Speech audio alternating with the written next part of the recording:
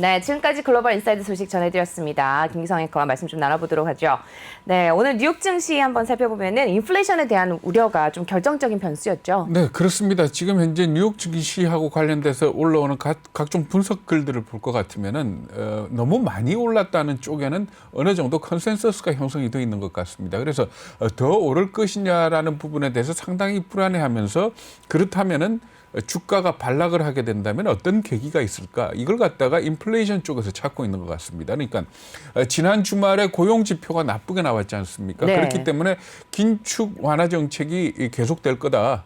완화 정책이 계속될 거다. 그러니까 다시 긴축으로 돌아가기는 시간이 좀 걸리지 않겠느냐 이렇게들 생각을 했습니다마는 인플레이션은 피할 수 없다라는 그런 얘기가 강하게 지금 나오고 있습니다. 그러니까 시장이 기대하는 기대 인플레이션율, 그러니까 10년짜리 국채 하고 물가 연동체의 금리 차이를 얘기하는 거 아닙니까? 이게 지금 2.47, 2.49를 기록을 하고 있거든요. 이게 2013년 이후에 가장 높은 수준입니다. 그렇기 때문에 그만큼 물가 상승에 대해서 시장은 인플레이션은 피할 수 없는 걸로 이렇게 보고 이게 아마 현실화된다면은 상당히 주가가 흔들릴 가능성이 있지 않겠느냐 이렇게들 보고 있는 겁니다. 네, 또 실제로 또 물가 상승 조짐이 또 나타나고 있죠. 네, 어제도 잠깐 말씀드렸습니다만은 지금 현재 각종 소비재를 생산하는 업체들이 뭐 가격 올린다 이런 얘기가 나오고 있지 않습니까? 그러니까 네. 물가 상승을 갖다가 수요 측면, 공급 측면에서 본다면 수요 측면에서는 소비자들의 돈이 많아진 거 아닙니까? 재난지원금이라든지 해가지고 미국의 그렇죠. 초과 저축액이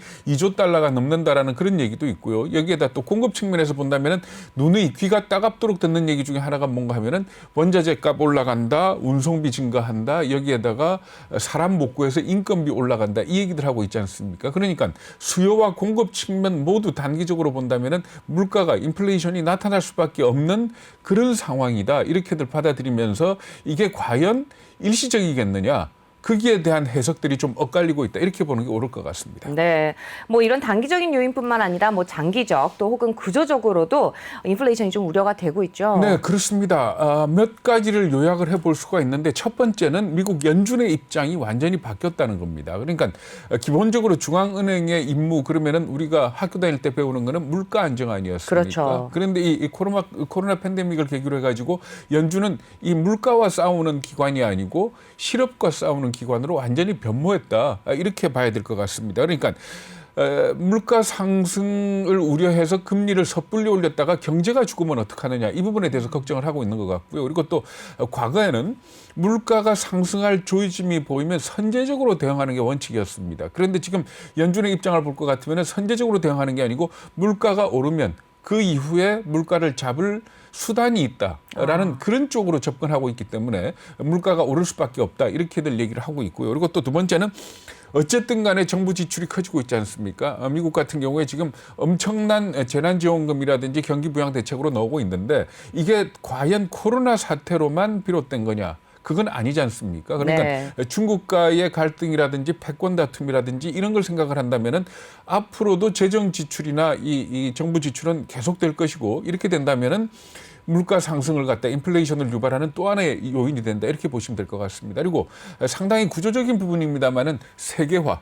그러니까 세계화를 통해서 지난 한 40년 동안 각국이 굉장히 물가 안정을 유지해 왔다 이렇게 볼 수가 있거든요. 그러니까 중국이나 베트남이나 이런 싼 데서 물건 만들어 가지고 들어와서 물가가 그만큼 떨어지게 하는 그런 작용을 했었는데 이제는 이 세계화가 정점은 지났다. 네. 그러니까 자유무역주의가 완전히 없어지거나 뭐 이러진 않겠지만 그러니까 보호무역주의로 완전히 돌아가지는 않겠지만 이 자유무역에 대한 정점은 지난 것 아니냐. 그렇다면은 결국 각 나라별로 볼 적에 물가가 올라갈 그런 가능성이 그만큼 커졌다 이렇게 볼 수 있는 거고요.